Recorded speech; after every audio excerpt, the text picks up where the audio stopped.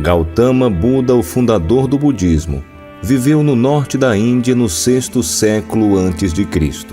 Seu nome pessoal era Siddhartha e seu nome de família era Gautama. Ele foi chamado de Buda após ter atingido a iluminação e realizado a verdade última. Buda significa desperto ou iluminado. Ele se chamava de Tathagata, enquanto que seus seguidores o chamavam de Bhagawa, o bem-aventurado. Outros se referiam a ele como Gautama ou Sakyamuni. Ele nasceu como um príncipe que parecia ter tudo. Teve uma criação luxuosa e sua família era de uma descendência pura de ambos os lados. Ele era o herdeiro do trono, extremamente belo, inspirador de confiança, majestoso e dotado de uma bela compleição e uma presença refinada. Aos 16 anos, casou-se com sua prima Yashodhara, majestosa, serena e plena de dignidade e graça. Apesar de tudo isso, o príncipe Siddhartha se sentia preso no luxo, como um pássaro em uma gaiola de ouro. Durante as suas visitas fora do palácio, ele viu aquilo que foi conhecido como os 4 sinais. Isso é, um homem velho, um homem doente, um homem morto e um santo recluso. Quando viu os sinais um após o outro, a compreensão veio a ele de que a vida está sujeita ao envelhecimento e à morte. Ele perguntou: qual o reino da vida no qual não há nem velhice nem morte? O sinal do recluso que estava calmo por ter abandonado a ânsia pela vida material. Deu a ele que a indicação do primeiro passo em sua procura pela verdade deveria ser a renúncia. Isso significava compreender que as posses materiais não poderiam trazer a felicidade última que as pessoas ansiavam. Determinado a encontrar o caminho para fora desses sofrimentos universais, ele decidiu abandonar o lar e encontrar a cura não só para si mesmo, mas para toda a humanidade. Uma noite, aos 29 anos, com um silencioso adeus, ele se despediu de sua esposa e filho que dormiam. Selou seu grande cavalo branco e se dirigiu para a floresta. Sua renúncia sem precedentes na história. Ele abandonou no auge de sua juventude os prazeres em troca das dificuldades. Seguiu da segurança da vida material para as austeridades, de uma posição de riqueza e poder para aquela de uma seta errante, que se abrigava em cavernas e florestas, somente com seu manto esfarrapado como única proteção contra o sol escaldante, a chuva e os ventos do inverno. Ele renunciou à sua posição de riqueza, promessas de prestígio e poder, e uma vida repleta de amor e esperança, em troca da busca pela verdade, a qual ninguém havia encontrado, embora muitos na Índia a tivessem procurado por milhares de anos.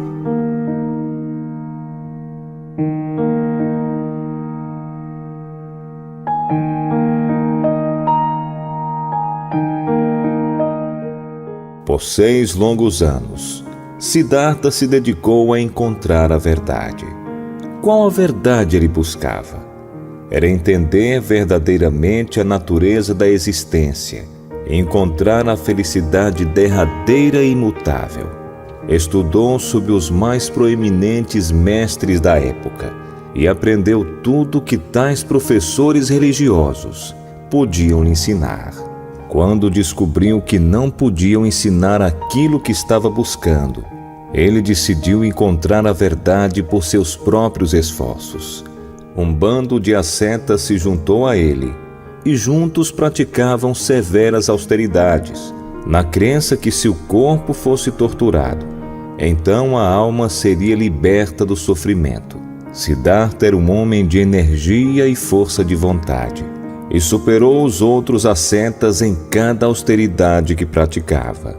Quando jejuava, ele comia tão pouco que quando olhava a pele de seu estômago, ele conseguia tocar sua coluna vertebral. Ele se pressionou a realizar feitos supra-humanos de autotortura, de maneira que certamente teria morrido, mas compreendeu a futilidade da automortificação e, ao invés disso, decidiu praticar a moderação.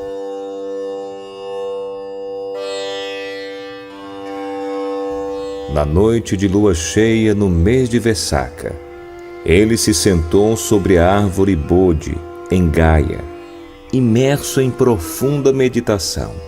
Foi então que sua mente explodiu a bolha do universo material e percebeu a verdadeira natureza de toda a vida e de todas as coisas. Com a idade de 35 anos, ele se transformou de um buscador sincero pela verdade em um Buda, o iluminado. Por quase meio século depois da iluminação, o Buda andou pelas estradas poeirentas da Índia ensinando Dharma, de forma que aqueles que ouvissem e praticassem viessem a ser enobrecidos e livres. Ele fundou uma ordem de monges e monjas, desafiou o sistema de castas, elevou o status das mulheres, encorajou a liberdade religiosa e a livre investigação. Abriu os portões da liberdade para todos, em qualquer condição de vida, alta ou baixa, santo ou pecador. Enobreceu as vidas de criminosos como Angulimala e de cortesãs como Ambapali. Ele libertou a humanidade da escravidão religiosa, do dogma religioso e da fé cega. Ele atingiu o ápice em sabedoria e inteligência. Cada problema foi analisado em suas partes constituintes, e então foram reajuntadas na ordem lógica, com o significado tornando claro. Ninguém podia derrotá-lo no diálogo. Um professor inigualável mesmo nos dias de hoje. Ele ainda é o mais proeminente analista da mente e dos fenômenos. Pela primeira vez na história, ele deu aos seres humanos o poder para pensar por si mesmos.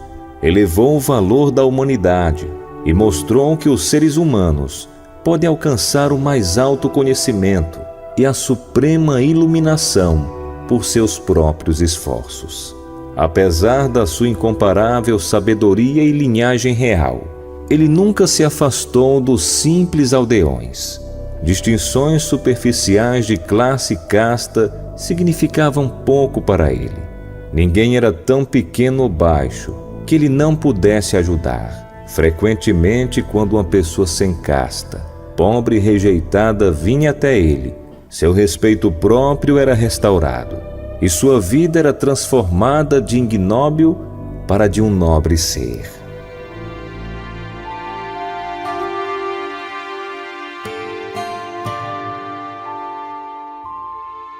O Buda era pleno de compaixão, karuna, e sabedoria, panya, conhecedor do como e do que ensinar aos indivíduos de acordo com seu nível de entendimento.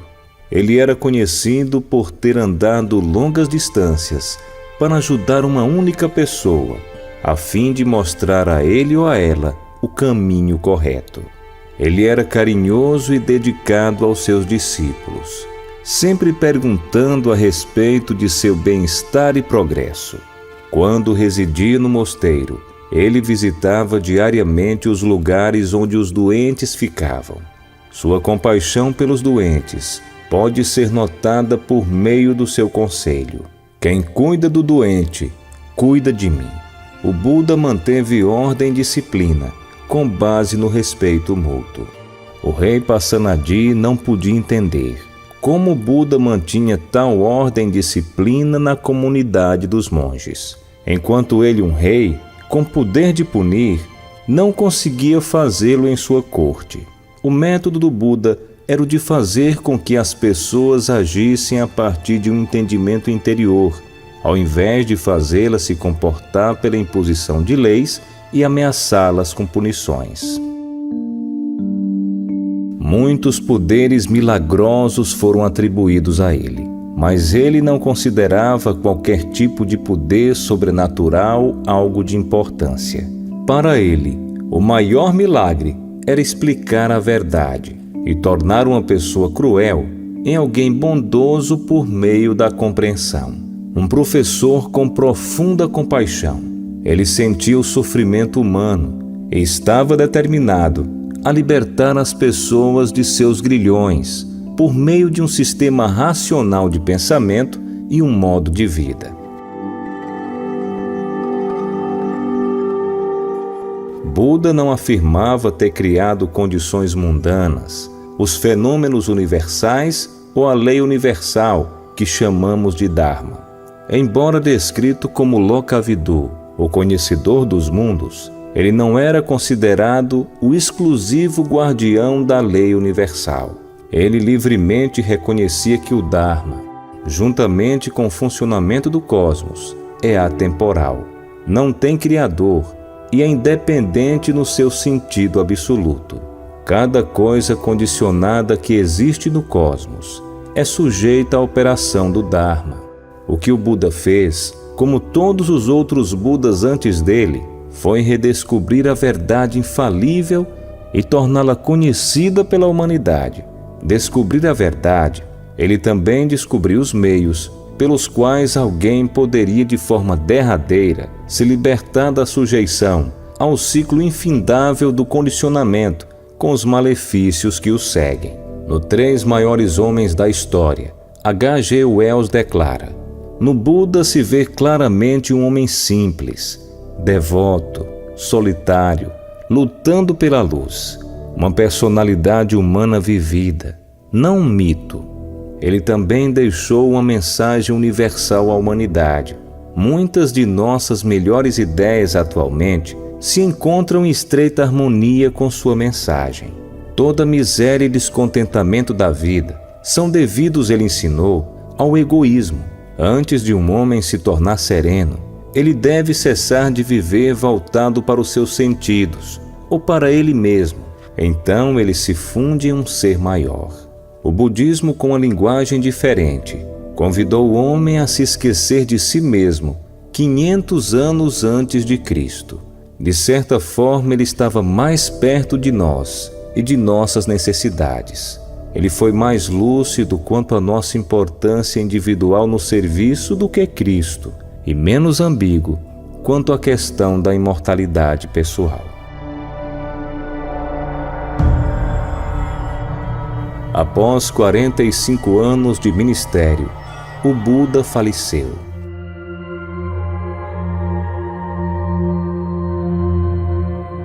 Atingiu Parinibbana, com idade de 80 anos, no local chamado Kusinara, deixando para trás numerosos seguidores, monges e monjas, e um vasto tesouro de ensinamentos do Dharma. O impacto do seu grande amor e dedicação ainda hoje é sentido.